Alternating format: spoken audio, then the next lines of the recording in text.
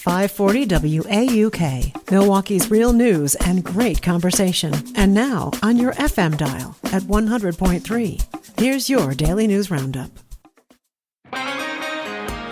With local news on 540 WAUK on 100.3 FM, I'm Stuart J. Waddles. An officer is hurt and a suspect is in custody after a chaotic scene involving gunfire and a hit-and-run in downtown Milwaukee early yesterday morning. Police say officers heard shots near Water and Knapp, then saw a car fleeing that struck an officer as it took off. Officers fired at that vehicle, hitting the 18-year-old driver, who was later found and arrested. The injured officer is expected to recover and an investigation remains ongoing. Milwaukee police are searching for suspects after an officer was injured by fireworks near Brady Street over the weekend. That happened late on the 4th near Brady and Warren. Police say the officer suffered non-life-threatening injuries and is recovering. No arrests have been made in that case. Lake Geneva is remembering 3 children who died after a boat capsized during a storm ahead of the 4th of July holiday. Hundreds of people gathered Saturday to honor the victims as Independence Day celebrations continued. The Walworth County Sheriff's Office said the storm hit at around noon Friday and that 7 other people, including 6 adults and 1 child, were pulled from the water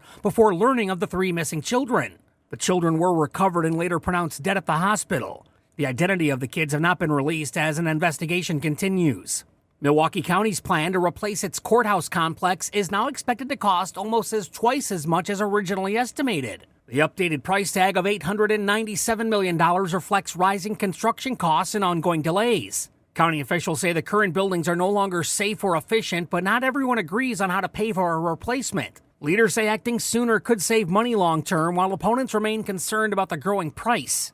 June temperatures in Milwaukee are slightly below normal compared to last year. Data from the National Weather Service shows the average temperature last month was 67.1 degrees, a half a degree below the average. And that's the local update. It's all news all morning, 6 to 9 on 540 WAUK on 100.3 FM. News anytime at WAUKradio.com. I'm Stuart J. Waddles. I'm Connie Fellman from the Civic Media Newsroom. It's well known that many dogs fear fireworks, and local shelters take in more animals over the 4th of July holiday. But wildlife experts say what many don't realize is that those bombs bursting in air can also be a disaster for wildlife. Experts say fireworks displays cause panic and disorientation in the natural environment, leading to traumatic injuries and death among wild animals and birds. They say the loud blasts can lead to wildlife abandoning their young. Experts say if abandoned, the young can easily die of starvation or predation. Other prey animals like rabbits and deer instinctively flee when they perceive danger, like a loud noise, causing accidents and injury. Much of the research to date focuses on the effects fireworks have on birds being startled as they roost and flying into windows or buildings. In response, cities like Salt Lake City in Utah and Boulder, Colorado have replaced their fireworks displays with drone shows over the past few years. The choreographed aerial displays showcase hundreds of drones equipped with LED lights flying in unison to create massive 3D imagery set to music. Experts say drone displays reduce noise and pollution while also eliminating wildfire risk. A pair of live stream appearances by Democratic candidate Francesca Hong is sparking debate. Hong joined online shows hosted by Michael Beyer and Hassan Piker, both known for past controversial comments.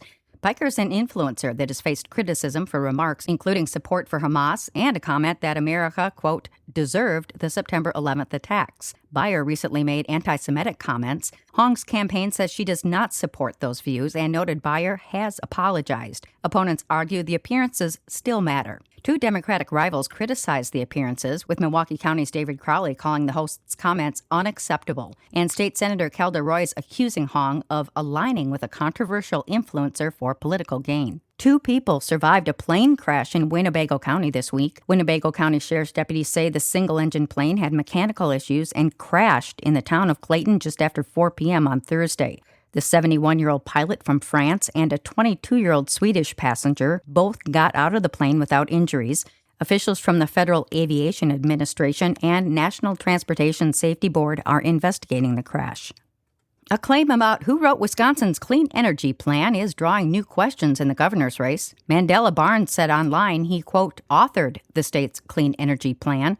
But JS Online reports that records show it was written by state agencies and partner groups. His campaign says he was referring to earlier work leading to a climate task force that helped shape the plan. Evers' team says the 2022 plan itself came from the Office of Sustainability and Clean Energy. The Barnes campaign also says a staff member wrote the social media post, not Barnes. The feds want jail time for Dugan. With the sentencing set for next week, new court filings are laying out what attorneys are looking for in the case of former Milwaukee County Judge Hannah Dugan. Defense attorneys are asking for time served, pointing to her decades of public service and arguing the incident was brief and isolated. Prosecutors say Dugan abused her position by helping a man avoid federal agents and are pushing for a serious penalty under federal guidelines. They argue the case shows no one is above the law, especially a judge. Dugan is scheduled to be sentenced July 8th. The city of Omro is turning frustration into festive fun. People have their homes decked out in red, white, and blue to the max in a 4th of July decorating contest. The friendly competition is meant to boost community morale during ongoing construction on Main Street and Highway 21, making it difficult for visitors to reach the city. Instead of getting angry, though, they say they turn that frustration into a festive reason to light up Omro. The city of Milwaukee is butting heads with ICE agents over the use of masks during arrests. Civic Media's Stuart J. Waddles has the story. Milwaukee leaders say ICE agents could face fines for wearing masks during arrests, but federal officials say they won't comply. A new city ordinance allows penalties of up to $10,000 for officers who don't follow identification rules. ICE argues that those rules don't apply to federal agents, and they say masks are needed for safety. The disagreement follows a recent series of arrests across the area. It's still unclear how or if the city can enforce the fines. For Civic Media News, I'm Stuart J. Waddles. The ordinance allows penalties for masked officers who don't properly identify themselves. Senator Tammy Baldwin is slamming the Trump administration for cutting off funding for people who are paralyzed. The grant for the National Paralysis Resource Center expired on June 30th, cutting off key services for more than 5 million paralyzed Americans. In a recent statement, Baldwin says a new grant should have been awarded prior to the expiration date, but the Trump administration delayed the notice of funding for months. Baldwin says Trump is stopping a lifeline for veterans and others injured in accidents, while going full steam ahead building a luxury ballroom and asking for more money to fund the war in Iran. The lapse comes as Congress, on a bipartisan basis, appropriated funding earlier this year to continue the program. Gold Star families in Wisconsin can now honor a fallen loved one in a more personal way without paying extra. The state is waiving the fee so families can now customize their Gold Star license plates at no cost. Governor Tony Evers says it's a small but meaningful way to recognize their sacrifice. These plates are only available to immediate family members of service members killed in the line of duty. State officials say hundreds of these plates are already on the road. And that's your Weekend News Roundup. I'm Connie Fellman for Civic Media News. The Brewers in St. Louis. Hi, I'm Mike Clemens with sports. The Brewers opening a 5-game series against the Cardinals tonight at Busch Stadium. The two teams with a doubleheader tomorrow afternoon. First pitch at 1:15 p.m. The Brewers with a 3-2 win over the Diamondbacks yesterday in Arizona to win the weekend series. Brandon Woodruff now back on the 15-day IL. More trouble with his throwing shoulder. Initially warming up, everything was good. First inning was fine, and then kind of just a slow progression of discomfort's the best word. It's a cyst in his right shoulder. Pat Murphy. Cyst develops. He's got that tear of the labrum there, and it flares up.